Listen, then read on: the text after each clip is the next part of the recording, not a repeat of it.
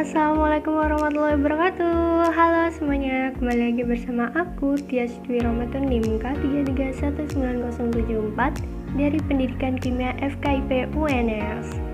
Di video yang lalu kita sudah membahas mengenai gaya intermolekuler dan juga penerapannya. Untuk video kali ini nanti kita akan membahas tentang kristal dan juga struktur kristal. Dari teman-teman udah ada yang tahu belum nih apa sih kristal itu? Oke, pasti ada yang udah tahu dan ada yang belum ya. Nah, buat teman-teman yang belum tahu apa itu kristal, langsung aja cus nonton video ini sampai akhir dan jangan di skip ya.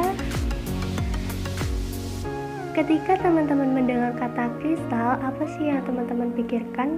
Suatu perhiasan, sesuatu yang mengkilap, sesuatu yang bening, atau yang mahal? Daripada menerka-nerka, langsung aja tonton video selanjutnya. Jadi teman-teman, kristal itu memiliki arti yang berbeda-beda. Pertama, menurut bahasa Yunani, kristal disebut sebagai krustalos yang artinya adalah tetesan air. Kristal adalah segala sesuatu yang terpendam dalam es beku yang bening dan juga jernih. Ada juga nih yang mengatakan kalau kristal itu perhiasan yang indah, terbuat dari batu bening, tembus pandang, dan memantulkan cahaya. Seperti yang tertera pada video. Definisi-definisi kristal ini terus berkembang dan berkembang hingga muncul istilah kristal modern. Dalam kristal modern ini, kristal diartikan sebagai segala sesuatu yang tersusun dari atom yang teratur dan berulang secara periodik.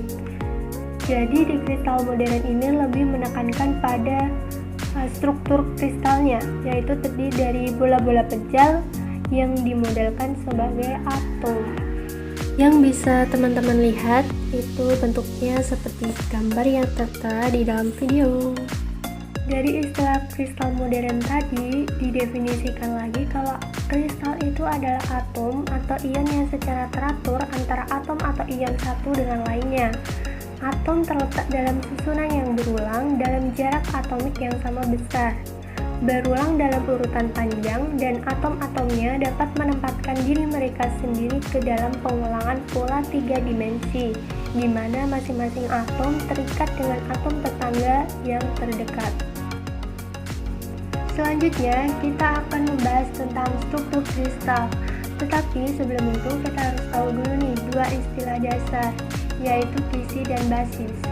Kisi adalah susunan titik-titik yang teratur dan periodik di dalam ruang, sementara basis adalah sekumpulan atom yang berada di titik kisi.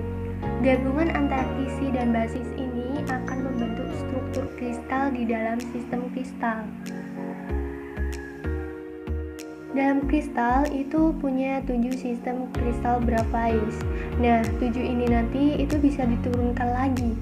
Jadi totalnya nanti ada 14. Tetapi yang masuk sistem kristal grafais itu hanya 7 ya, teman-teman. Sekali lagi hanya 7. Yang pertama ada isometric system. Yang kedua ada orthorhombic system. Kemudian ada tetragonal dan juga monoclinic system. Selanjutnya ada rhombohedral, triclinic, dan juga hexagonal system. Dari 7 sistem ini kita akan bahas 2, yaitu isomeric atau cubic system sama hexagonal system. Untuk yang isomeric atau cubic system, yang pertama contohnya ada SC, simple cubic atau kubus sederhana. Jumlah atom tiap unit selnya itu 1, diperoleh dari penjumlahan 1/8 bagian dari 8 atom di masing-masing sudutnya. Lalu selanjutnya ada BCC atau body center cubic, struktur kristal yang berpusat pada badan. Jadi di tengah kubus itu ada 1 atom lagi. Jumlah atom tiap unit selnya itu 2, diperoleh dari 1/8 bagian dari 8 atom di masing-masing sudut dan juga 1 atom di bagian pusat kubusnya. Oke, next selanjutnya kita bahas FCC, face center cubic.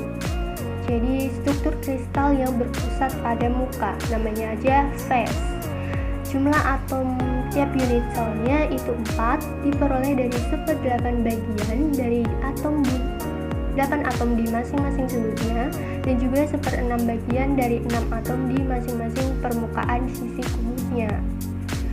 Yang terakhir ada heksagonal, jadi bentuknya berbeda dari sebelumnya.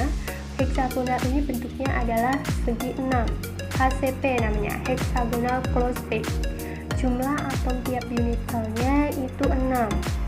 Nah, 6 atom ini tuh diperoleh dari 1/6 bagian dari 12 atom di masing-masing sudut, kemudian dari 1/2 bagian dari 2 atom di pusat, dan juga 3 atom di bagian bidang tengahnya. Yang terakhir ada APF atau faktor rapat kemas, merupakan fraksi dari volume bola pejal di dalam sebuah unit sel.